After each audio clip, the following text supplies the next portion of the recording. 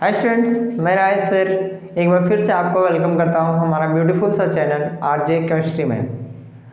Students, हम लोग पढ़ रहे थे पीरियोडिक क्लासिफिकेशन ऑफ एलिमेंट, ठीक है। उसमें हम लोग जो है ड्रॉविनर साहब का थ्योरी पढ़ चुके हैं, मतलब कैसे टेबल को बना रहे थे, पीरियोडिक टेबल बनाने का कोशिश किए थे।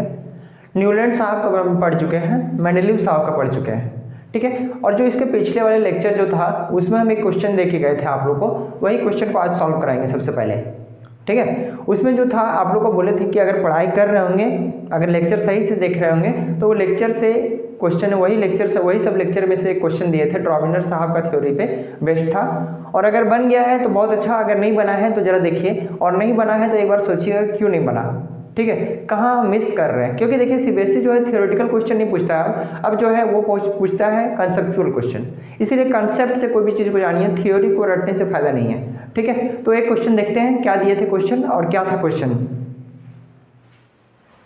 देखिए क्वेश्चन क्या था, तो हम लोग का A student has given the three element P, Q, R and has given the hint that it follow the Troviner traits rules and then find out the number of इसका एटॉमिक मास निकालना था। मतलब question में ये बोल रहा था, simple ये है कि तीन एलिमेंट दिया हुआ था। तीन एलिमेंट क्या क्या दिया हुआ था, P, Q, R, ठीक है। तीन एलिमेंट P, Q, R दिया गया था और बोला गया है कि ये तीन एलिमेंट को अरेंज किया है ड्रॉविनर ट्रेड जिस तरह अरेंज कर रहे थे, मतलब एक ट्रेड बनाया गया है जो है ड्रॉविनर ट्रेड जिस तरह, वो उसका जो थ्योरी था वो थ्योरी को फॉलो करता है, ठीक है। जिसमें से बोल रहा है कि Q और R का जो है एटॉमिक मास दिया हुआ है 23 और 39, ठीक है। आपको बताना है कि सबसे पहला कि P का एटॉमिक मास क्या है। P का नहीं पता है, QR का पता है, तो P का एटॉमिक मास क्या है। दूसरा, इफ Q एटॉमिक नंबर अगर दिया गया है 11 है, 11 है, then state and write the nature of the oxide of each element. बोल रहा है कि अगर Q का अगर एटॉमिक नंबर आपका दे दिया गया है 11, तो फिर बताइए कि उसका जो है नेचर क्या होगा, उस ऑक्साइड का जो ऑक्साइड बनाएगा उसका नेचर क्या होगा और कौन कौन कैसा कैसा ऑक्साइड बनाएगा, हर एक एलिमेंट का वो लिखना है।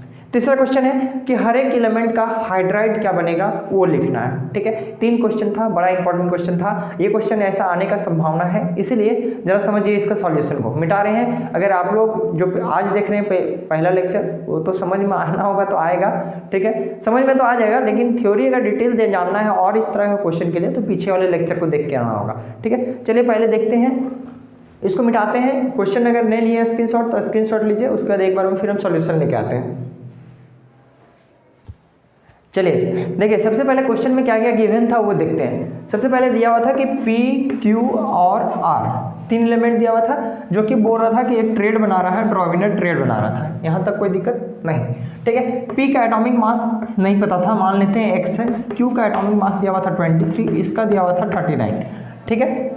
P का एटॉमिक मास पूछा था, तो ड्रॉविनर ट्रेड के अकॉर्डिंग अगर ये ट्रेड ड्रॉविनर ट्रेड को है, अगर ये है तो ड्रॉविनर ट्रेड का पहले दूसरा स्टेटमेंट हम लेक्चर नंबर जिसमें देख लीजिएगा, जो इसमें पढ़ाए हैं प्रीवियस लेक्चर में, उसमें बोले थे कि Q का जो एटॉमिक मास होता है इसका और इसका एटॉमिक मास का सम का हाफ होता है, ये बताए थे, ठीक है। हाँ सर बताए तो थे।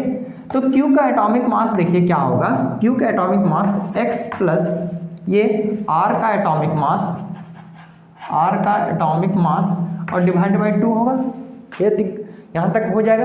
अब Q का कितना है, 23 दिया हुआ है। X का नहीं पता है तो X का X रहने दीजिए, ठीक है। अब आइए R का जो एटॉमिक मास है, R का एटॉमिक मास कितना दिया हुआ है, 39 डिवाइड बाई ये 2, इधर क्रॉस मल्टीप्लाई कीजिए कितना आएगा 46, X इक्वल टू प्लस कितना आएगा 39, X इक्वल टू क्या आएगा, जब इसको प्लस में है तो इस साइड आएगा तो सब्ट्रैक्शन होगा, तो कितना आएगा X इक्वल टू आपका आएगा 7 आएगा, ठीक है। ये आपका जो पूछा था कि P का एटॉमिक मास क्या होगा, ये हमका मेरा पता चल गया। क्वेश्चन नंबर A सॉल्व है, 1 मार्क्स आपको मिलता है यहाँ, अगर आपका आया है तो 1 मार्क्स मिल जाएगा, ठीक है। देखिए यहाँ क्वेश्चन पूछने का तरीका यहाँ P का था, इसी तरह R का भी पूछ सकता था, ये दोनों का दे देता, R का पूछ लेता। Q का पूछता तो सिंपल था, लेकिन सिंपल वाला तो पूछेगा नहीं। सिंपल अगर Q का पूछता तो क्या करते, इसको और इसको जोड़ते, हाफ करते, वही Q का आता, ठीक है। जैसे अगर R का हम मान लीजिए, R का 1 सेकेंड के लिए अगर हटा देते हैं, आप लोग जो है R का निकालिए, ठीक है। अगर ये 7 दिया हुआ है तो इसका कितना आता है, ठीक है, इसको बनाइएगा। सेम उसी तरह लगेगा, अगर ये और ये दिया हुआ है और इसका निकालना है तो इसका निकालिएगा। देखिएगा सेम यही प्रोसेस को अपनाएंगे, आर का कितना आता है, ठीक है। चलिए पहला ए नंबर क्वेश्चन सॉल्व हो गया, 1 नंबर आपको मिलता है यहाँ, ठीक है। अब नेक्स्ट जो क्वेश्चन था हम लोग का क्या था क्वेश्चन, कैसा ऑक्साइड बनाएगा, लेकिन एक हिंट दिया हुआ था कि इसका जो एटॉमिक नंबर है, एटॉमिक नंबर दिया हुआ था, एटॉमिक नंबर समझ जाइएगा ना, हाँ नंबर, एटॉमिक नंबर दिया हुआ था 11, ठीक है। सबसे पहले हम आप लोग को जब एक हिंट भी दिए थे कि इसका ऑक्साइड का नेचर क्या होगा, सबसे पहले पता करने के लिए आप लोग सबसे पहले ये पता कीजिए कि ये जो दिया गया जो एलिमेंट है वो मेटल का है कि नॉन मेटल का है।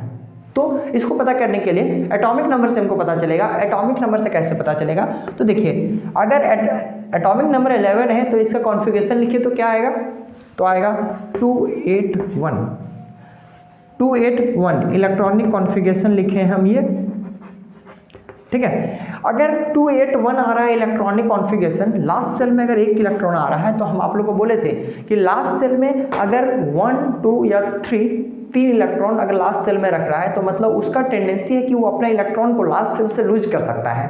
लास्ट सेल से अगर इलेक्ट्रॉन को लूज कर सकता है तो हम आप लोग को बोले थे कि वो कहलाता है आप लोगों का क्या, मेटल। तो मतलब ये जो कंपाउंड दिया हुआ है, मतलब ये जो एलिमेंट दिया हुआ है सारा वो मेटल है। और अगर ये मेटल है क्यों, तो ये बोला ये पी और आर भी मेटल ही होगा, ठीक है। तो मेटल का जो ऑक्साइड होता है वो कैसा होता है, तो मेटल का ऑक्साइड जो होता है वो कैसा होता है, तो वो बेसिक नेचर का होता है, ठीक है। तो मतलब P का, Q का और R का जो नेचर होगा वो कैसा होगा, बेसिक होगा, ठीक है। अब देखिए इसका ऑक्साइड क्या बनेगा, तो P का अगर ऑक्सीजन के साथ अगर रिएक्शन करवाएंगे तो बनेगा P2O, ठीक है। ऑक्सीजन का अगर इसका Q का अगर लें तो Q का ऑक्साइड जो बनेगा तो वो बनेगा Q2O। R का अगर ऑक्सीजन के साथ, ऑक्साइड मतलब क्या, ऑक्सीजन के साथ रिएक्शन कैसा शो करेगा, तो R2O। तो ये आप लोग का 3 एलिमेंट बना। अब सर P अगर यहाँ कोई दूसरा कुछ दिया रहता तो दूसरा कुछ लिखते। यहाँ देखिए हम PQR लिए हैं क्योंकि प्रॉपर हमको यहाँ एलिमेंट नहीं पता चला है। हाँ यहाँ एक आप कर सकते हैं, QQ का दिया हुआ है एटॉमिक नंबर 11, तो यहाँ आप लिख सकते हैं इस तरह कि ये 11 होता है एटॉमिक नंबर किसका सोडियम का। तो सोडियम का अगर होता है तो आप लिख सकते हैं Na2O।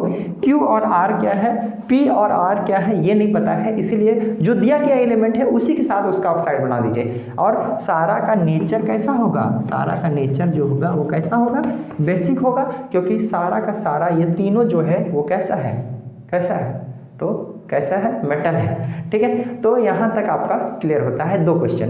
तीसरा क्वेश्चन क्या है, हाइड्राइड कैसा बनाएगा, तो हाइड्राइड कैसा बनाएगा, तो हाइड्रोजन के साथ कैसा रिएक्शन शो करेगा, तो हाइड्रोजन के साथ कैसा मतलब कंपाउंड शो बनेगा। देखिए क्वेश्चन अब देखते हैं कि C नंबर क्वेश्चन क्या था कि हाइड्राइड कैसा बनाएगा, ठीक है। तो हाइड्राइड देखिए सबसे पहले इसका वैलेंसी पहले ये चेक करते हैं, क्योंकि हाइड्रोजन का पता है कि वैलेंसी 1 है। तो देखिए अगर इसका अगर वैलेंसी सबसे पहले Q का क्या दिया हुआ है, Q का कितना दिया हुआ है, 281 दिया हुआ था। अगर एटॉमिक नंबर 11 दिया हुआ है तो 281 कॉन्फ़िगरेशन आएगा, मतलब इसका वैलेंसी जो है P का भी वैलेंसी 1 है, Q का भी 1 है, R का भी 1 है, ठीक है। तो P के साथ अगर हाइड्रोजन के साथ अगर आएगा तो PH, तो इसका भी हाइड्रोजन का 1 है, इसका भी 1 है, तो इसको क्रॉस मल्टीप्लाई कीजिएगा तो PH बनेगा, ठीक है। Q का बनेगा तो Q Na है, तो इसलिए क्योंकि एटॉमिक नंबर दिया हुआ है तो डायरेक्ट लिख सकते हैं NH। ये जो होता है ये कलरलेस होता है, कलरलेस गैस का फॉर्मेशन होता है, इसका कलर कोई कलर नहीं होता है, ठीक है। R का अगर बात करें तो RH बनेगा, ये आपका 3 तरह का हाइड्राइड का फॉर्मेशन करेगा, ठीक है। क्वेश्चन कितना घुमाया था वो देखें। और ऐसा ही क्वेश्चन पूछेगा सीबीएसई, कभी भी अब जो है थियोरेटिकल क्वेश्चन नहीं पूछता है, ठीक है। थियोरेटिकल क्वेश्चन नहीं पूछता है, इसलिए कंसेप्चुअल आपको पढ़ाई करना होगा, कंसेप्ट से पढ़ाई करना होगा। और जो कि हम पिछले लेक्चर, सारे लेक्चर में यही कोशिश किए हैं कि जितना कंसेप्ट हो सके उतना कंसेप्ट में जाके आप लोग को पढ़ाएं, और आप लोग पढ़ रहे होंगे ये नहीं पता, ठीक है। हम बोले थे कि अगर क्वेश्चन बन गया होगा तो मतलब समझिएगा कि हम अच्छे से पढ़ाई कर रहे हैं। अगर कहीं अगर नहीं बना, कहीं अगर थ्योरी में अगर नहीं भूल हो रहा था तो पहले रिवाइज कीजिए उसको और बनाइए ऐसे क्वेश्चन को, बनेगा क्वेश्चन, ठीक है। अगर उसके बाद भी नहीं बनता है तो फिर हमको बताइए, हम आपका सहयोग करेंगे। आपको कहाँ प्रॉब्लम हो रहा है हमको मैसेज कीजिए, हम आपके जो है सपोर्ट के लिए हमेशा तैयार हैं, ठीक है। तो आज के लिए लेक्चर में बस इतना ही रखते हैं, एक ही सॉल्यूशन था। इस तरह का और भी क्वेश्चन आता है तो मिलते हैं नेक्स्ट लेक्चर में। आपको मॉडर्न पीरियोडिक टेबल के साथ मॉडर्न पीरियोडिक टेबल कैसे फॉर्मेशन हुआ, उसका क्या और ट्रेंड अपनाया गया, उसमें कैसे कैसे बहुत सारा ट्रेंड है उसमें, पीरियोडिक ये एटॉमिक रेडियस कैसे बढ़ता है, इलेक्ट्रोनेगेटिविटी क्या होता है, सारा बहुत सारा चीज़ें बात करने का, उसको अगले लेक्चर में खत्म करेंगे। ठीक है, आज आप लोग बस एक ही क्वेश्चन को कीजिए, इसका सॉल्यूशन करवा दिए। ठीक है, क्योंकि बहुत सारे स्टूडेंट जो है नहीं बनाए थे, बार बार मेल में मैसेज आ रहा था सर सॉल्यूशन दीजिए सॉल्यूशन दिए, सॉल्यूशन दे दिया आप लोगों को। पढ़ाई कीजिए तब तक अच्छे से, उसके बाद हम स्टार्ट करेंगे ये केमिस्ट्री खत्म करने के बाद आप लोग को कुछ नया, जो कि आप लोग को एक अच्छे तरीके से एक अच्छे मार्क्स स्कोर करने में आप लोग को हेल्प करेगा। ठीक है, अगर वीडियो देखते हैं, अगर सब चीज़ समझ में आता है, लग रहा है कि हम मेरा मेहनत आप लोग के लिए फ़ायदेमंद है, तो फिर हमारे चैनल को सब्सक्राइब कीजिए। अगर आप सब्सक्राइब कर चुके हैं तो हमारे दोस्तों अपने दोस्तों से सब्सक्राइब करवाइए, हम तो अपने दोस्त लोग से करवा ही रहे हैं। ठीक है, आप लोग का सपोर्ट का बहुत ज़रूरत है।